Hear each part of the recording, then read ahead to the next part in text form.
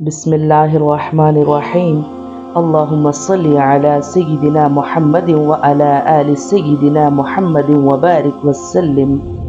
السلام علیکم۔ آج ہم ماہ رمضان کی فضیلت و اہمیت کے بارے میں پڑھیں گے۔ سورۃ بقرہ کی آیت نمبر 183 میں ارشاد فرمایا جا رہا ہے، یا ایھا الذین آمنوا کتب علیکم الصیام کما کتب علی الذین من قبلکم لعلکم تتقون۔ اے ایمان والو، تم پر روزے رکھنا فرض کیا گیا جس طرح تم سے پہلے لوگوں پر فرض کیے گئے تھے تاکہ تم تقوی اختیار کرو۔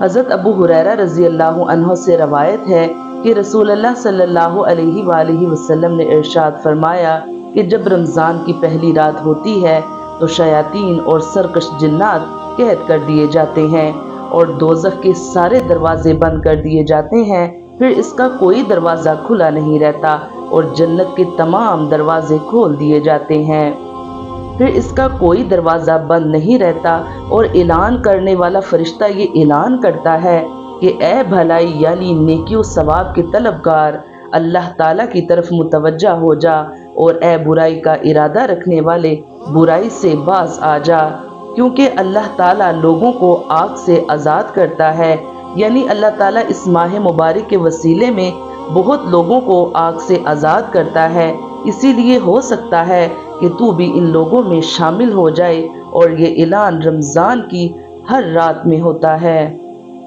رمضان المبارک کا مہینہ خیر و برکت کا مہینہ ہے، مسلمان کو مسلمان بن کر اپنے اعمال کو اللہ تعالیٰ کی خوشنودی کے مطابق ڈھالنے کا مہینہ ہے، دولت مند کو اپنی دولت مندی کے ذریعے اللہ کو راضی و خوش کرنے کا، اور غریب کو اپنی غریبی کے باوجود نیک عمل کرنے کا مہینہ ہے۔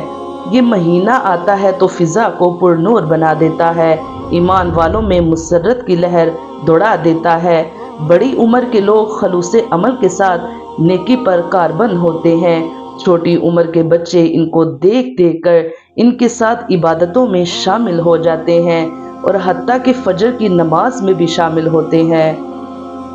الحمدللہ، ایک بار پھر رحمتوں کا مہینہ سایہ فگن ہے، مغفرت کی سبیل لگا دی گئی ہے، پکارنے والا پکارتا ہے کہ ہے کوئی جو مجھ سے مانگے اور میں اس کو دوں، ہے کوئی جو اپنے گناہوں کی معافی مانگے اور میں اس کو معاف کر دوں۔ اللہ تعالیٰ کا اپنے بندوں پر کرم بے حساب ہے، وہ بندہ نواز اپنے بندے کو نوازنے کے لیے، انہیں معاف کرنے کے لیے بہانے تلاش کرتا ہے۔ کتنا مفلس ہوگا وہ شخص جو اس مبارک مہینے کو پائے اور اپنی دنیا نہ بدلے اور نہ آخرت سنوار سکے۔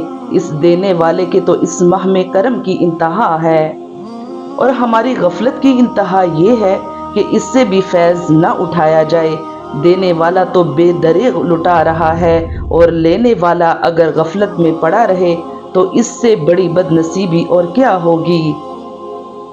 رمضان کی برکتوں کا اندازہ لگانا ہے تو اس بات سے لگائیے کہ جب رمضان آتا ہے تو اللہ تعالیٰ کے حکم سے شیاطین قید کر دیے جاتے ہیں، جنت کے دروازے کھول دیے جاتے ہیں اور دوزخ کے دروازے بند کر دیے جاتے ہیں۔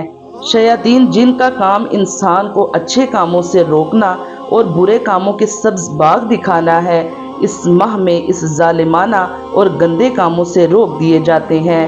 چنانچہ اس بات کا سب سے بڑا ثبوت یہ ہے، اس ماہ رمضان میں اکثر گناہ گار لوگ گناہوں سے بچتے ہیں اور اللہ تعالیٰ کی طرف متوجہ ہوتے ہیں، لیکن سوچنے کی بات یہ ہے کہ کیا ہر شخص جو رمضان پالے اور کسی طرح بھی گزار دے، کیا وہ اس کی برکتوں سے مستفید ہو جاتا ہے؟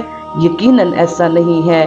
برکتوں سے اپنی جھولیاں تو وہی لوگ بھرتے ہیں جو اس ماہ مبارک کو سوچ سمجھ کر اس نیت سے گزارتے ہیں کہ ان کا نفس پاک ہو جائے اور اس کی کجی ختم ہو جائے۔ لہٰذا ضروری ہے کہ ہم رمضان سے استفادے کا پکا ارادہ کریں۔ رمضان سے پورا فائدہ اٹھانے کے لیے یہ بھی ضروری ہے کہ ہم اپنی مصروفیات کو پیش نظر رکھتے ہوئے اپنے لیے ایک ایسا نظام و اوقات مرتب کریں جس میں عبادت اور مطالعہ قرآن و حدیث کے لیے زیادہ سے زیادہ وقت نکالا جائے۔ اللہ تعالیٰ تمام مسلمانوں کو اس ماہ مبارک سے پوری طرح مستفید ہونے کی توفیق عطا کرے۔ کہ توفیق بھی تو وہی دیتا ہے، مگر ان کو جو طلب کرتے ہیں یہ نہیں کہ توفیق کے انتظار میں بیٹھے رہیں۔ اللہ تعالیٰ تو اپنی محبوب قوم کی حالت بھی اس وقت تک نہیں بدلتا جب تک کہ وہ خود کوشش نہ کریں۔ اللہ تعالیٰ ہماری زبان پر کلمہ طیبہ ہمیشہ جاری رکھے۔